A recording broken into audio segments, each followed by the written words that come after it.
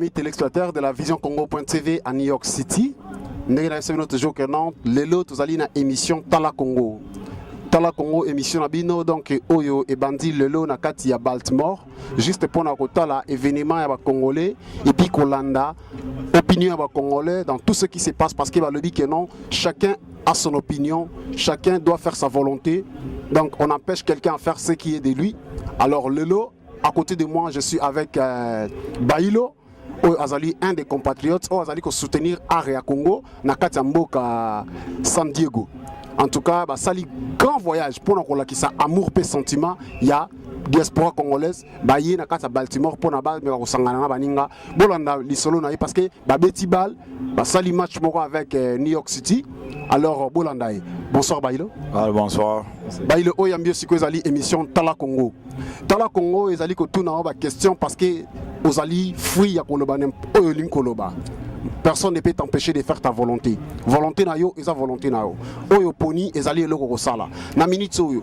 Pourquoi et pour ça que bino bobi mana San Diego bo sala voyage tiboya ko beta match na Baltimore. Bon, là, on a relevé tout d'abord, je te remercie de m'avoir passé la parole. Bon, c'est pas la toute première fois que tu es dans Makamboyo. On a toujours été là. La Californie, c'est l'un des États où vraiment, tu es dans Makamboyo. Il y a un tournoi du 30 juin. Je pense que c'est beaucoup plus dans le cadre où il y a promouvoir la culture de la Congolais. Sport, c'est l'une des choses où vraiment, ça fait partie de la culture de la Koya Toyaka, c'est pas pour rien quoi. Et la zone qui est tous soudés, Congolais un peu partout dans les États-Unis. Toyaka nous avons toujours été là. Tournoi est à la Wapi Toyaka. Et ça vraiment message mon topé ça que polémique nani ko diviser bisoté biloko mike wana vraiment ko diviser bisoté quoi. Nous on a toujours été là, où il y a vraiment la bonne cause quoi. Alors, si lelo ebomi kutina kati ya Baltimore. Alors, diaspora n'enge bozo vivre na kati ya Californie. Oza au monde ngo bozo marcher bien ou il y a encore des années n'enge na baita musezo zala. Bon, dans les que là où il y a des personnes problèmes les Congolais ne sont pas les seuls à avoir des problèmes parmi nous quoi. Problème est cause à la gare. Congolais moi enfin, je vais dire na Californie bon batwaza pe na moi makamna bango mike quoi ba divergence les engagés quoi mais na Californie est-il que toza beaucoup plus soudé que na été belé quoi parce que toza vraiment soudé comme je dis babilo mike zangate mais dans la plupart des fois en tout cas toza unis. Alors et on ni neza ko pousser au mega ko encadrer ba jeune na ngo mono oza ko encadrer équipe wana ya bino ya Californie. Pourquoi au sala kango? Comme je dis dans la vie à Zanello, vraiment on nous a ça. Moi, dans ma nature, on a toujours connu Batoua. C'est une équipe qui est Sunga Banda. Ça fait 20 ans que je suis là. Équipe en haut, il y a 18 ans maintenant à Sungango quoi. Puis de génération en génération, masse à Tobana, Bango, Bamsuba, Otika, aux générations, c'est qu'à petit, Tom Goya, Bango, mais Tolobika, ils ont passé qu'à Nani quoi, Bar, n'a pas petit moussous quoi. To passé qu'à Mèche, n'a pas petit moussous quoi. Donc, souci nous sommes en quoi. Biso, Bakalamingité, To Tika, To passé Mèche, n'a pas petit, transféré par le Gona, Simana Bango. Alors, pour la bino communauté, il y a Nani, à Californie. Le 30 juin, dans Touana, il y a indépendance, il rappelle la cabine de l'Oronin. Bon, comme tout Congolais, les événements vraiment historiques, et rappelle la bise belé quoi. C'est pas seulement le foot.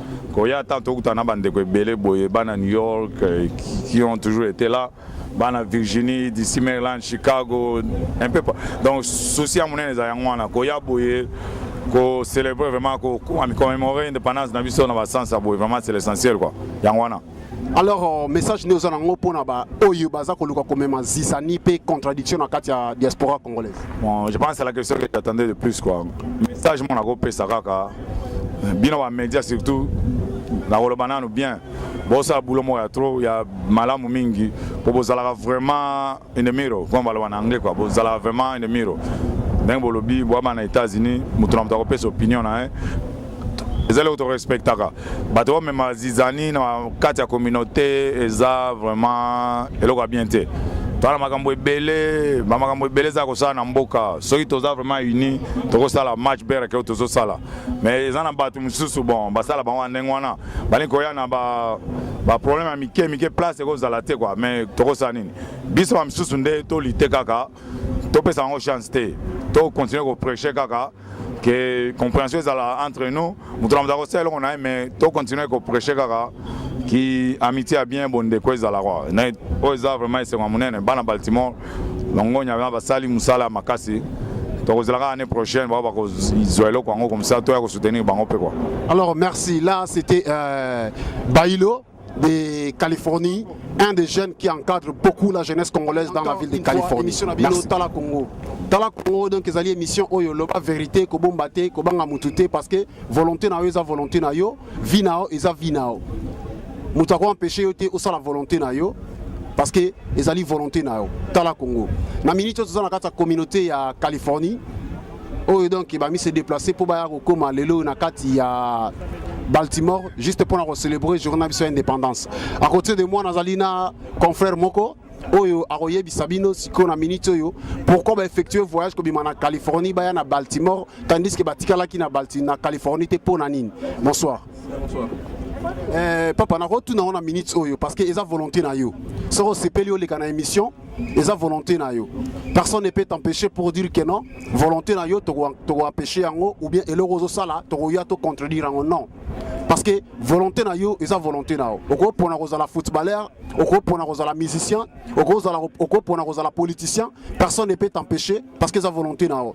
Na minute oyo, qu'est-ce qui vous a poussé bobi na Californie pour effectuer voyage tiko ya robeta bal na Baltimore? Bon, ils ont le tobandango le loté, tobandango kala. Bon, chaque année, ils ont la ville et belé tokenaka. Bon, cette fois-ci, il fallait aller à Houston. Mais banilé à Houston, babi bon, bah ça là on a Baltimore, c'est pour cela que ya pour le retourner ça là on doit ça là vraiment chaque année hein. Bon, ils ont le bien, bah qu'on les bah tout coûte naka. Premier ça là très bien vraiment ya donc ils ont retourner ça là déjà donc c'est normal, c'est normal. Alors pour la psycho na minute bah ces années comment côté la communauté congolaise na diaspora. Baloba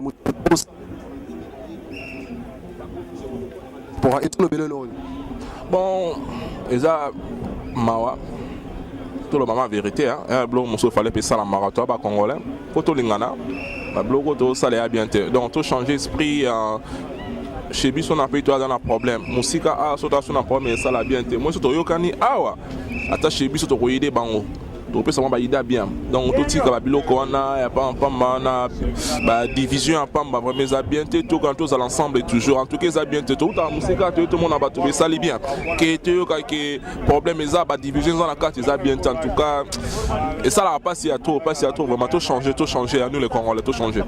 Alors ba acteur le lot comme monde na carte monde que na carte diaspora congolaise muto sala ratam sous musique muto sala sport muto sala ratam sous ba art na ndenge na ye que non tout le monde a commis politicien, tout le monde a commis donc Moutouboé, Kobeta, Kotomboka, Kofinga.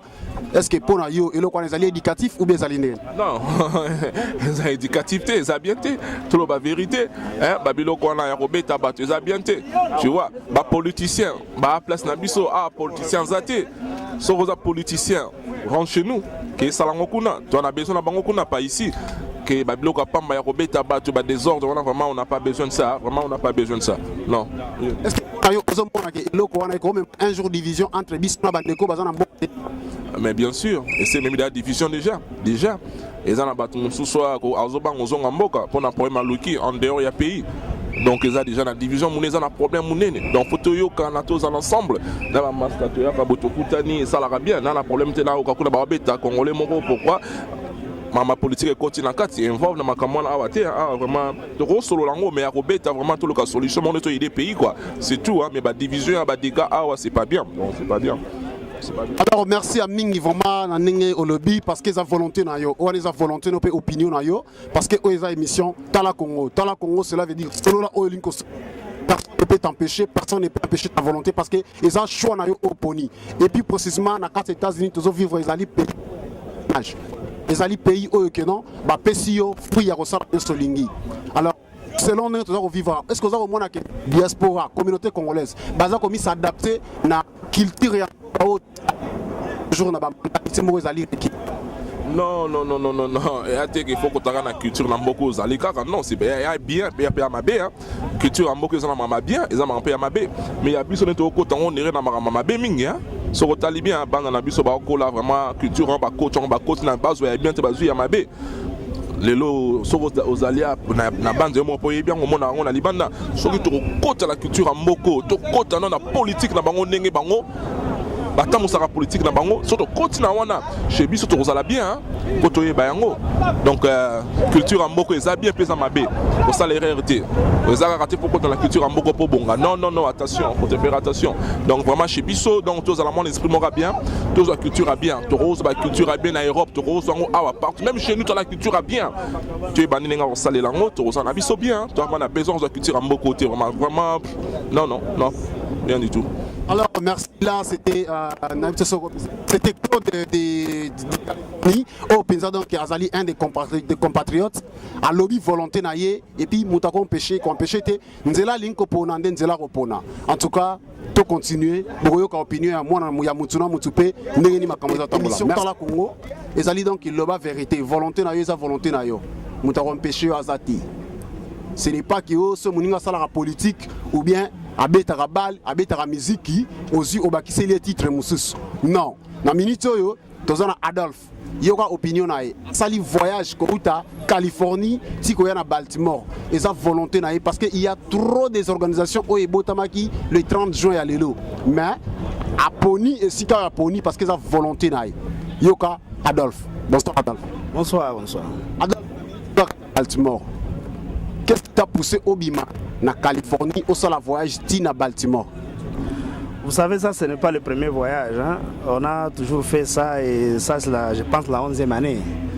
C'est-à-dire que nous, c'est pour un peu supporter la culture africaine, la culture congolaise. Devant le soit aux États-Unis, mais on a besoin de moi vacation quoi. Moi vacances c'est là. Ce que tout ça on a cadre d'organisation quoi bien. Donc bazo bima na ba état belé on a beaucoup tani, sololi tout ça.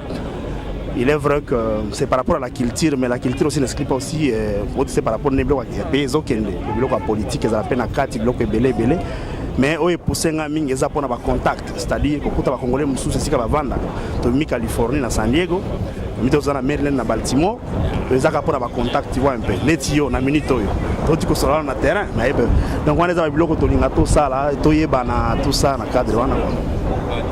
Alors oyo 10 années continue na kata communauté congolaise. Est-ce que pour nous, Zizani, on a une division, on a et qu'on emporter et là on est futur. Vous savez le problème c'est quoi? Le problème est de jalousie. Vous avez vu un peu. Dans la réunion la fois dernière, quand il y a eu la division, la partie ainsi de suite, on a un agenda caché na bango. Parce que au qui n'a pas focus n'est pas important à cause de focus de bloc mususu. Vous savez, nous on n'est pas politiciens. Tout ça jeune, c'est vrai que la politique, mais il ne faudra pas confondre les choses. Quand vous amenez des divisions, il faut savoir besoin de solution la zone, vous proposez on a mis ça, vous proposez on va pas discuter en mais vous allez c'est-à-dire se protester au bimana ici bazalaka pour ça biloko na yo sans que vous avez un fondement vraiment que simba nangote. Tout pour la football, pour se rencontrer pour le 30 juin, ça c'est notre objectif. Ce que besoin bango par rapport à la politique, ça nous on n'est pas là, nous on n'est pas politique. Tout le politique est l'air on, oui, mais la minute où il y a la culture congolaise. Merci. À côté de moi, ouais, on continue toujours l'émission. À côté, nous avons Gaston Kipiti, donc un des jeunes hommes, a une volonté naïe. Ils ont volonté naïe. Ceux qui ont choisi ou ont choisi na vie naïe, n'est destiné naïe Salema Gibongo. Ce n'est pas que ceux qui ont ta musique, qui sont les titres politiciens. Ce n'est pas que ceux qui ont sala football, qui sont les titres de Kolaba, sala. Non. Tout le monde a politicien. Si on a politique, c'est la politique. Si on a football, c'est la football. Si on a mêlé les deux, mais parce qu'ils ont volonté naïe. Ce n'est pas que on beta mutu parce que azo la politique. Non. Ezali volonté naïe. Tala Congo, na minute bolanda Gaston. Gaston, bonsoir. Ah, bonsoir papa. Na minute tozali na kata Baltimore. Journal le 30 juin et le belaka nini na vie. Ah, mais pourquoi pour la journal le 30 juin ils ont rappelé les mukolo oyo Congo zaki indépendance ino soki na mikosanité ezali mukoto zaki indépendance na biso and pona naza awa nazo supporter naza ex moi na Californie donc na Californie siko nazo vivre awa siko na Maryland and na kotala match na ko supporter bandeko na ngai la Californie a fait à peu près 1 an ou 2 ans tout na bangote pour les ali batebeli ba to ekutana ça fait quand même du bien. Alors c'est pas si nga fourni participer na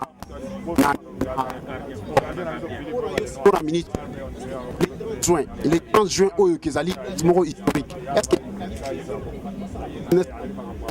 oh bien sûr batwaro ça ami na habité mutno doit fêter le 30 juin ndenge na lokola ndeko nanga Adolphe autoloba ak azali até partager support azali até parce que supporter parti politique c'est bien rosa politique so politique za l'ambition na yo ezali choix na yo linga rosa politique na yo ba musu baza ba ingénieur ba musu baza pe bazali pe ba accounting ba musu baza pe basala n'importe quoi so ça veut pas dire que maintenant tu fois affilié na politique non au cause ingénieur au cause la un maçon au cause la kingani politique ezali choix mutu ngana za atenza pas na za te pas nazo supporter ni parti politique na Congo nazo nazo supporter ba congolais à San Diego ba pour ba gagner coupe parce qu'on est en Californie so na za te pour la parti moko ya politique à Congo nada OK merci Tala Congo oh, merci Tala Congo ezali émission oyo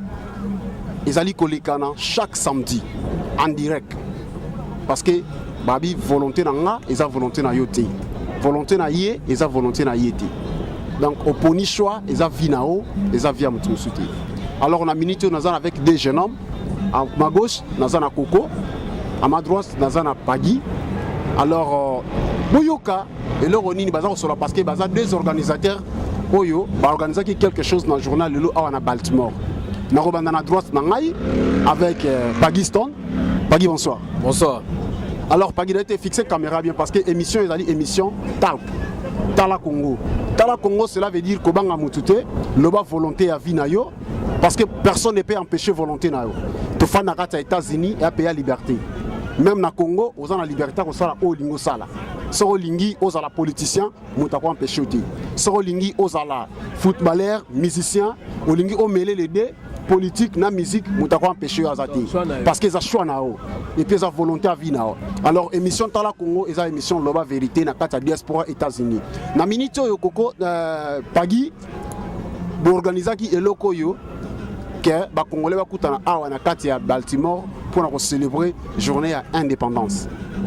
Émotion na yo ezanini na makambo nyonso oyo ezali ko passer na minute ya bazizani ko fingana ko lobelana ko tindela na ba message que eloko boy ko salema te parce que biso tozali ba pona yo eloko nyonso lobelango bon na sepe na on ba équipe mosusu mais na sepe pe ndengo ya minga na plateau na yo na sepe li trop ba équipe ye to bani ba bale baba c'est au deuxième jour to bandaki lobby le deuxième jour baba les autres continuer.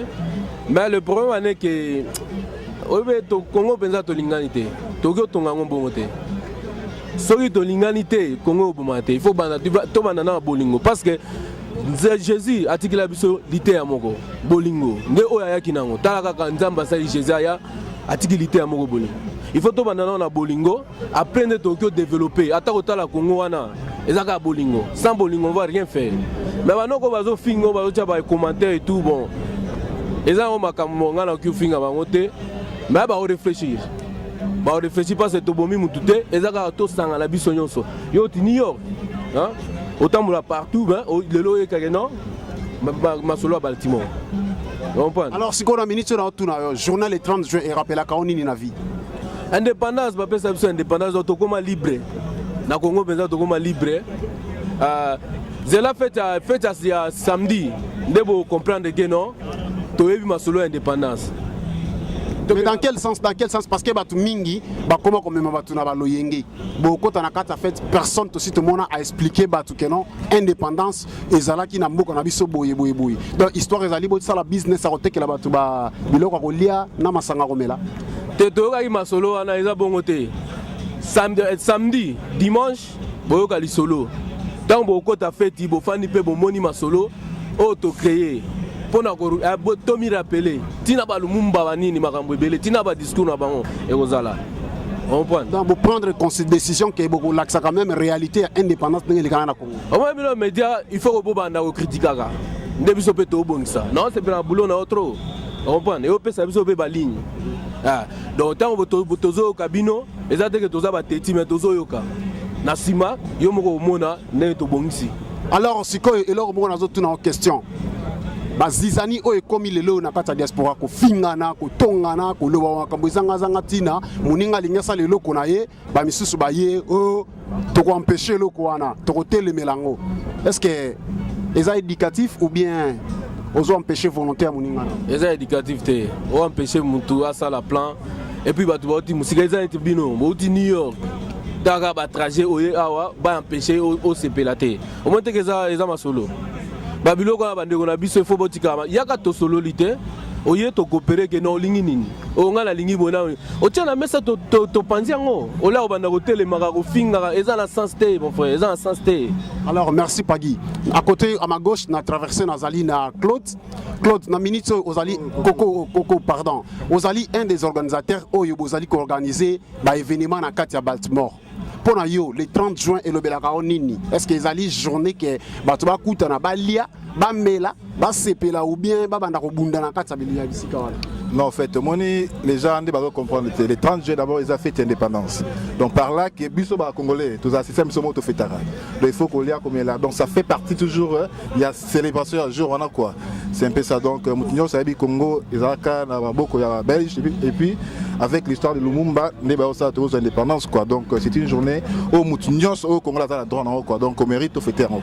Donc ezali banque ba misusu o bazali ko telemela ba volontaire ba ninga mikolo na kati ya États-Unis na kati ya ba Canada na ba Europe. Est-ce que eloko wana bozo mona ngo ezali bien ou quand même un jour une petite division na kati ya donc diaspora et puis même dans le pays.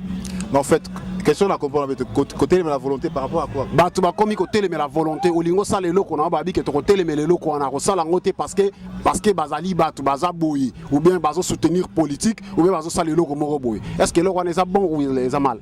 Non en fait moi ce que je conseille pas mutu avant boyelo amutu il faut comprendre dans nous que mutu alingi nini ceux qui vont partager point de vue moroté donc ils ont importance mutu boyelo amutu quoi donc mutu parce que tu dois libre.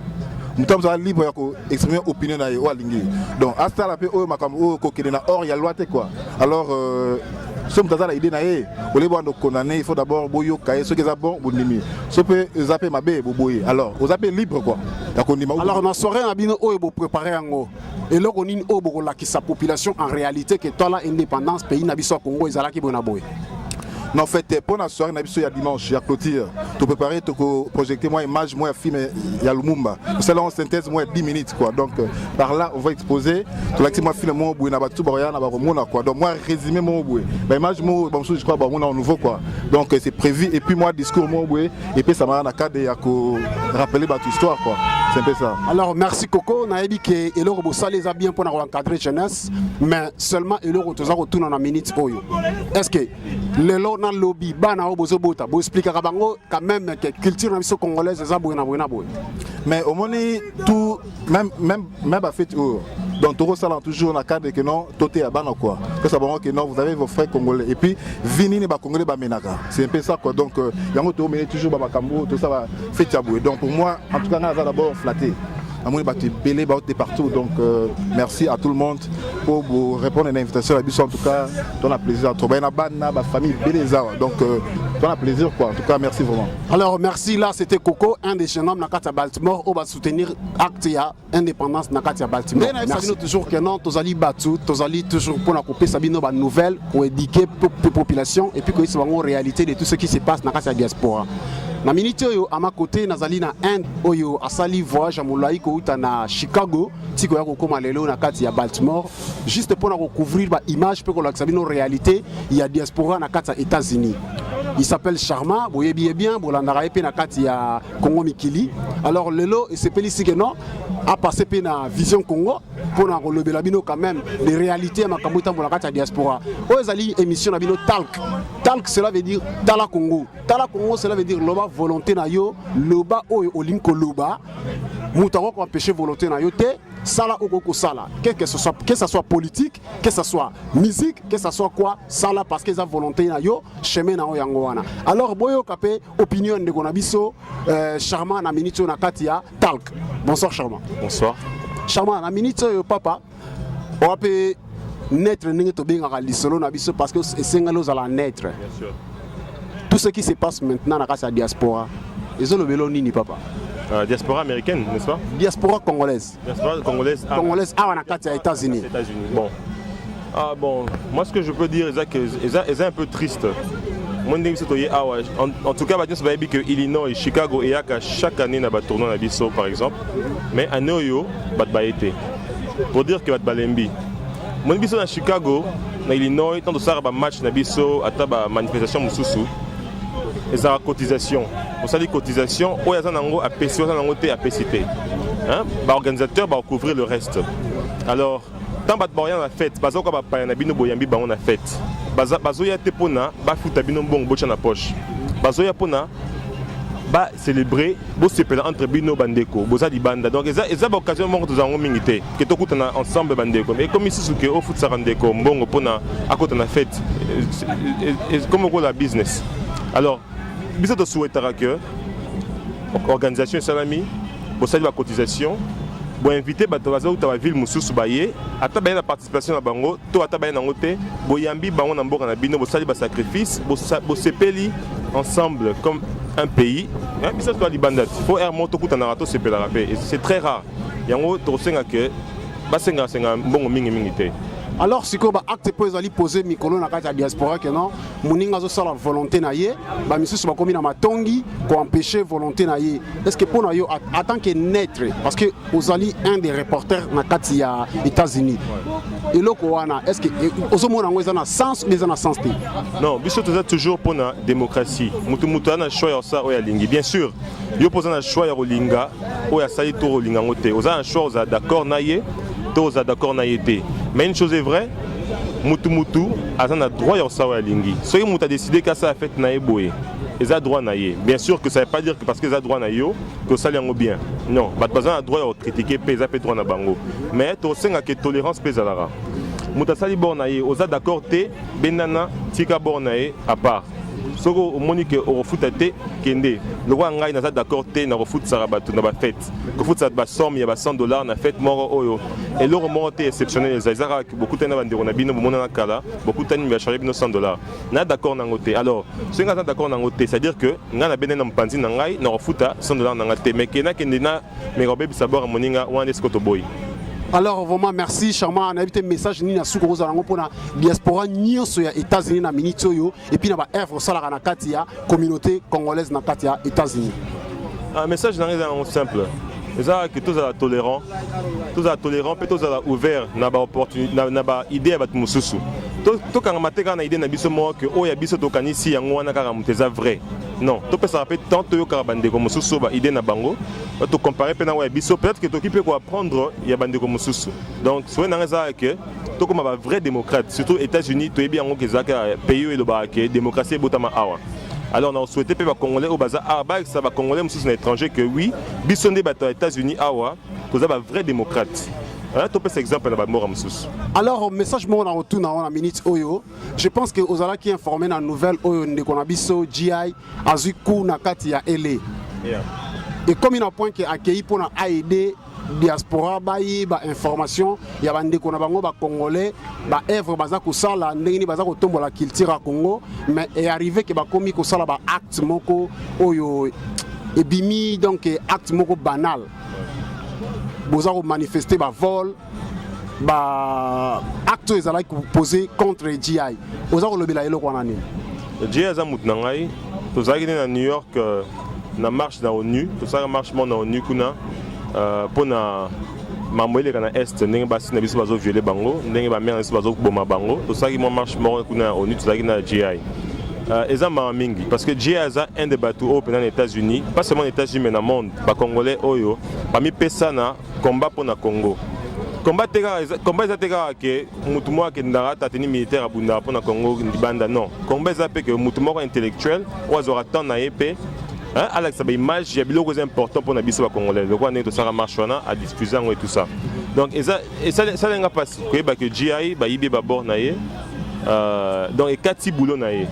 Donc bato bayi bien bazoyeba te eloko basali. Eloko basali eza grave parce que sikoyo GI baimage mingi apesaka biso diaspora congolaise na États-Unis nayebi ka diffusera ntina kini esili. Et donc esili mwana bato aza na bon nayebi te soki aza na mbongo ya somba yango pas ata soki aza na mbongo ya somba yango, et ça d'abord moi j'ai coûté plus de $10 000, donc c'est pas facile, c'est pas facile. Donc les apena participer mawa na osenga pe na bato nyonso oyo bakoki koyede ye babenga na sur apesaki numéro na ye aza na site na ye bakolo state bokende kovisite yango bobenga ye soki boza na mwa quelque chose bopesa ye boyede ndeko na biso akontinue kosala mosala asalaka malamu. Alors merci Charma, je pense que vraiment ils allaient bon des conseils aux alliés coupés dans la communauté congolaise. Vraiment bah oyo bah posa qui acte wana to senga bango encore une fois de plus. Esquisse vraiment soko yebi mutu o asala qui acte ya bongo. Tu peux même pas passer par Dia Yemoko, ou passer par Chama, ou passer par Boni, ou passer par n'importe quelle moto. Au moins c'est facile pour nous informer que t'as là, bah plawana ils ont la place boye, beaucoup que récupérer en haut pour nous remettre na Dia à reprendre Moussala naï. En tout cas, merci Charma. Merci beaucoup. Ok, bien.